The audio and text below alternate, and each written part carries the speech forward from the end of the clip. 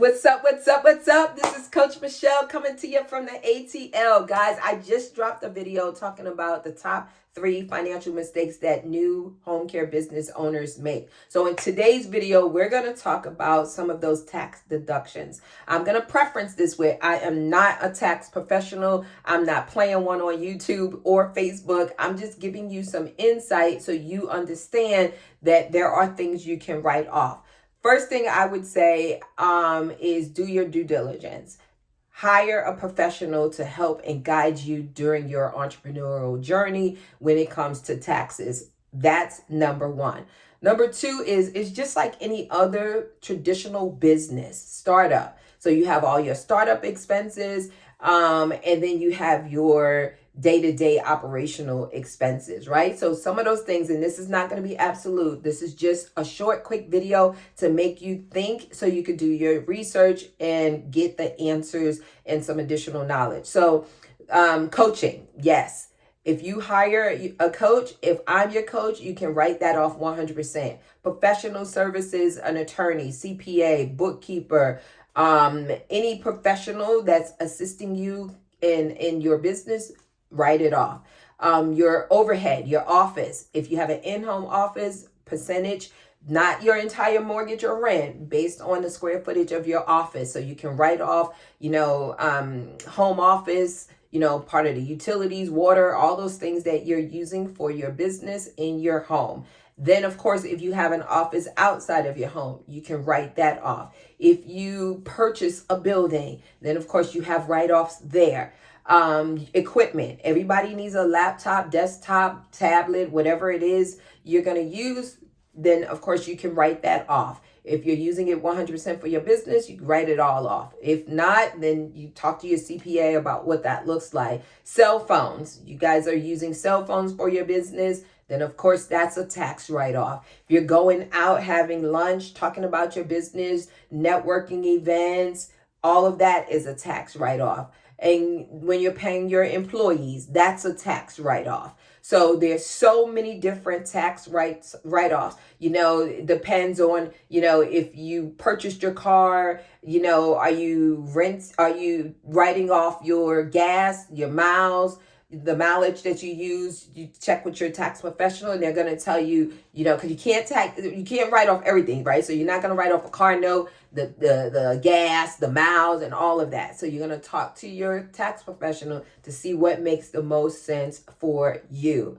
Guys, if you are marketing, advertising, all of those different things that I mentioned and so many others are tax write-offs. If you're buying apparel and you have your logo on it, that's a tax write-off. If you have uniforms for your caregivers, if you are, paying for background checks. Now, I'm not saying I recommend that, but some of you do. If you're paying for background checks, that's a tax write-off.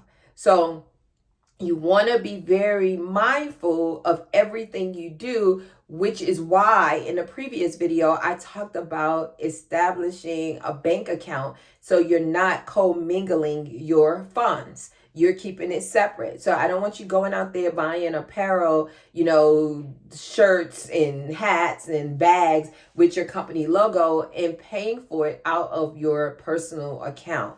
I don't recommend that, guys. So you want to be very mindful of how you are spending funds. Now, check with your accountant on this. Say if you're just getting started and you're like, well, coach, I don't have a business account because I'm just getting started. Then guess what? Maybe you can just write a check from your personal to the, and just say, okay, this is for, my business. I'm loaning this to my business. You know what I mean? So say if you don't have, because I'm thinking of different things that you guys may be thinking, say, well, coach, I don't have my business established. I haven't set up my entity, but I need to buy these things. Then why are you buying these things if you haven't done that? Right? So then you say, well, coach, I need to pay for my, setting up my entity. So I don't have a business. I'm paying for it. How do I pay for that? Right? So then you can say, okay, I'm going to take X amount of dollars and this is going to be for my business.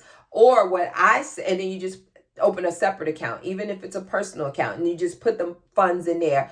Or what I recommend, and that's just an example, you check with CPA. What I recommend is just getting a credit card. So even if you have a credit card and you use it for the business because you're establishing it, guess what? That's not co-mingling. Even the other one I just mentioned, that's not co-mingling because you don't have a business.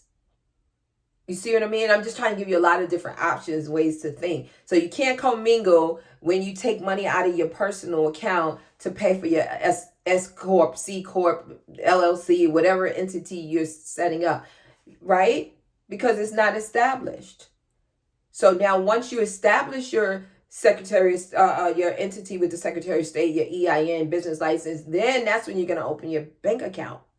See what I mean? So you just have to think it through. Now, once you establish yourself as a business, that's when you don't want to start commingling. So then say you just established your business today. You set up your bank account, but you don't have any money in there because there's no revenue. Then you can take money from your savings, your 401k or whatever, and then give your business a loan.